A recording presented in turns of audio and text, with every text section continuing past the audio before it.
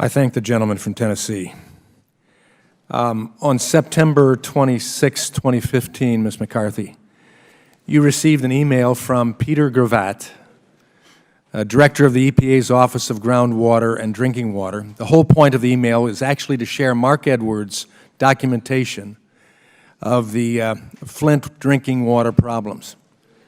Mr. Edwards ends the email asking the EPA to, and I quote, immediately take decisive action on this issue to protect the public.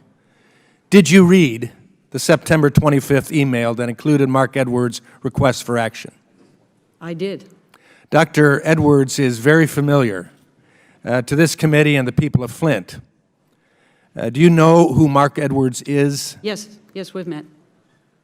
You've met. We had a meeting, yes. How long have you known of Dr. Edwards and his work on the water quality? It's just related to Flint, sir. We actually have a contract with him to do work with us right now. Do you believe Mark Edwards is an expert on water treatment and corrosion? I think he is one expert, yes. I would also acknowledge that EPA has a number of... The Edwards email gives, including Mr. Del Toro, the Edwards email gives key points, summary at the end of the documenting that there is no corrosion control treatment. The people can't afford bottled water. MDEQ is continuing to insist the water is safe, and that they know of a child with elevated blood levels already. If you received an email documenting all these problems on September 25th, including the fact that children have elevated blood lead levels, why didn't you act until January 21st, 2016? Sir, you're incorrect in saying... I am not incorrect. We have emails to do this. We have records as well. Can I point out... You continue to not take responsibility, including writing articles about it. Dr. Edwards is an expert on this issue. Yes. The people of Flint understand that. He's been there. You didn't even show up till February of this year. And I would remind the members on the other side of the aisle, the governor's been there many days. This administrator of EPA didn't show up till February. Dr. Edwards said in testimony before this committee that Susan Hedman, who you won't fire, you wouldn't fire. You wouldn't even give an answer if you would. That Hedman's response was completely unacceptable and criminal. That's what Mr. Edwards said. Yeah. Please tell the people of Flint, sitting behind you, and this committee why Mark Edwards is wrong. Well, Mark Edwards is a good scientist, and I respect him. If you look at the timeline of when we received that email, you will find that the city and county health advisory about the Flint water went out on the same day. You will find that October 1, they were noticed to have no drinking of that water without protection. You will find that on October 2nd, the governor put out a 10-point plan. On October 3rd, the filters were being distributed.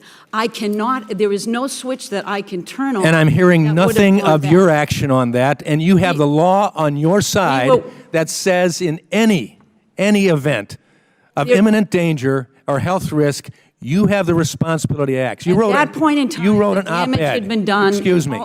Okay. Okay. I'll give you a chance. Okay. Thank You wrote an op-ed in the Washington Post. Yes. Which stated the EPA's regional office was also provided with confusing, incomplete, and incorrect information. Yes.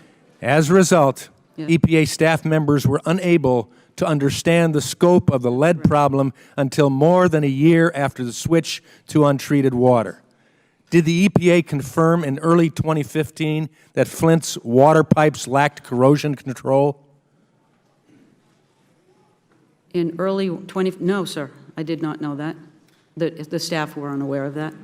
They were unaware of that? Yes, in fact, they were told directly by MDEQ on February 27th. What about Mr. Del Toro? That Flint has optimized corrosion. Who was disciplined? He was not disciplined. Oh, yes, he was. Okay.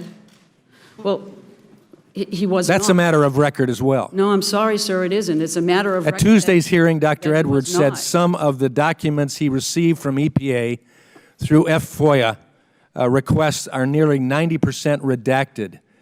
Dr. Edwards waited 10 years in some cases to receive a response to EPA FOIA request. How is this acceptable from an expert? Gentleman's time has expired, but the administrator may answer. Well, I wanted you to be all clear that the emergency order that I issued in January was because of continued failure to address the issue. If there was anything that I could have done, any switch that could turn on that would have precluded us or allowed us to go further than what was already happening at that time, I would have pulled that switch. What we needed was exactly starting. Were we late in getting it done? Yes. Are there consequences to that? Absolutely. We have actually, our regional administrator worked very hard to get MDEQ to do their job to get these actions in place. So when you're asking, did I receive an email on a given date? I did. The actions were moving. There was nothing else I could have ordered that would have made that move faster. But I did issue an order in January because even after all of this, the order that I issued was questioned by this state, by MDEQ, by this state, as was that really legally solid? Up until today, they continue to drag their feet. Yeah, go ahead, Governor. Go ahead if you want to. Yeah, I'm sorry, Mr. Chairman, but you can only take so much at some point. And all I would do is go to the record. And what I would suggest is people look at 3 emails. There's an email going back to June 8th, 15th from Jennifer Crooks from the EPA. That's an Agenda for Michigan semi-annual call. There's an email on July 21st, 15 from Tinker Hyde, a briefing paper with the MDEQ talking about the federal lead and copper rule, including Flint water. On 9/10/15, there's an EPA email talking about coming up with a joint strategic action plan about the EPA and the MDEQ working together. They were in regular dialogue. They're talking about how to do things together, and when I read these things, I'm ready to get sick. We need urgency. We needed action, and they keep on talking. And it's not about fighting. They're just not getting the job done. We messed up in Michigan to begin with by doing 2 studies instead of corrosion controls. That fundamentally caused this problem. I have accepted responsibility because those people work for me.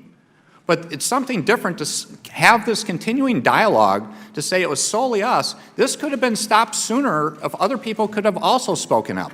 I'm always going to kick myself that our people should have spoken up. I should have asked tougher questions. I should have done more. But to also say the EPA just didn't get information, I just ask you to take the time to go look at those 3 emails, and that will clear the record up. Thank you. Appreciate it. Now recognize the ranking member, Mr. Cummings, for 5 minutes.